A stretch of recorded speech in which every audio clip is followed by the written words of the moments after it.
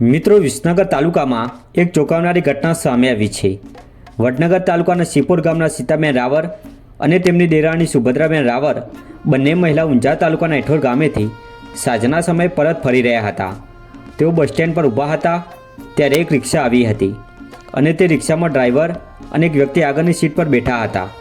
પાછળની સીટમાં બે મહિલા અને એક 10 વર્ષની છોકરી બેઠી હતી અને રિક્ષા ચાલકે તેમને વિસનગર જવાની વાત કરતા બંને મહિલાઓ રિક્ષામાં બેસી ગયા હતા। ત્યારબાદ આગળ જતા રસ્તામાં પાછળ બેઠેલી મહિલાએ સીતાબેનના ખભા પર બેગ મૂકી હતી અને બેસવામાં તકલીફ હોવાનું જણાવ્યું હતું। ત્યારબાદ રણનીપુરા ચોકડીથી તરફ જતા રસ્તા પર રિક્ષા રૂકી હતી અને તે બંને મહિલાઓને ઉતારી રિક્ષા લઈ ફરાર થઈ ગયો હતો। અને મિત્રો, સીતાબેને જ્યારે તપાસ કરી ત્યારે તેમના ગળામાં પહેરેલી 1.5 લાખની કિંમતની સોનાની મણકાવાળી કંઠી ગાયબ હતી।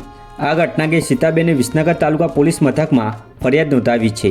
પોલીસે ગુનો દાખલ કરી તપાસ શરૂ કરી છે।